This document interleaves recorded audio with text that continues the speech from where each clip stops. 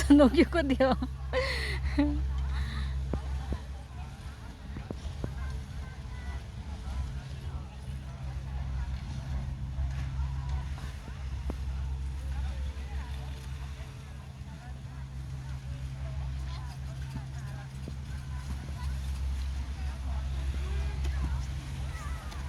สนุกเล่นอยู่คนเดียวสิมัน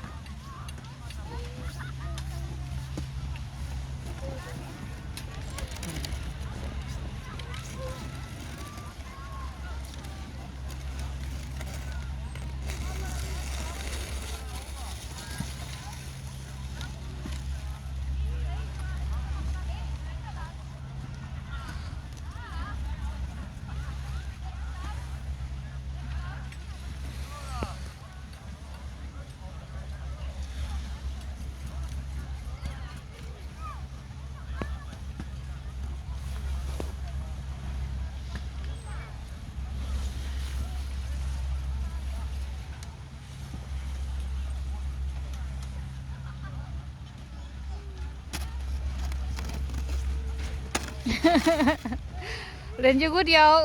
คนอื่นเขาไปเรียนอันสกีแต่ของว่าไปเรียนสิมันยีอ่านความสูง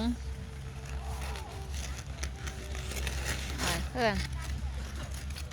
กันหน้าไปเรียนสกีก็พอสนุกอยู่คนเดียว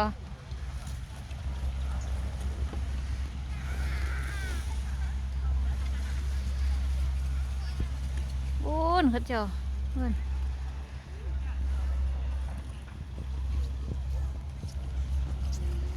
เล่นอยู่คนเดียวสิแหละ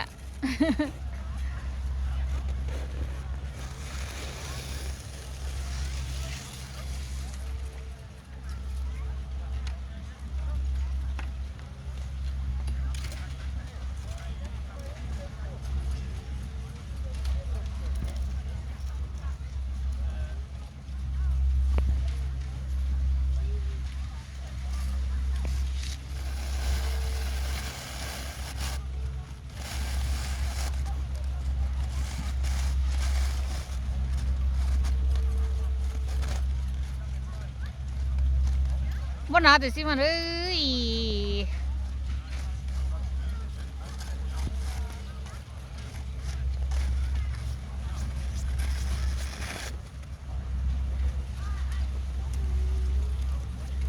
เอาน้ำแข็งใส่แล้วก็สีไหลลงไป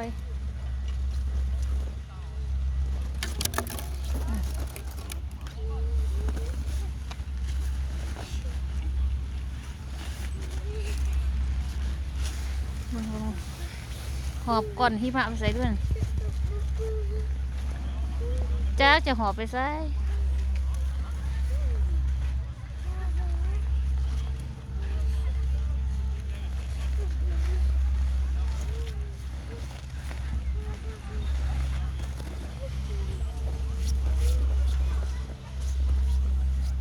หอบไปเลยละซิมบอนมาร์กนี่เดี๋ยวซิมบอนหอบก่อนหิมะลงข้างล่างหุ่นไปเล่นอยู่ผู้เดียว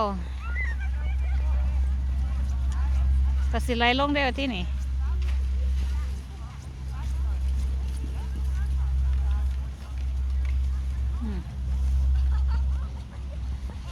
โอ้ยบรรยากาศหนาวค่ะพี่น้องเอ้ยชมบรรยากาศกระเจ้าว่าเล่นสกีนี่นะ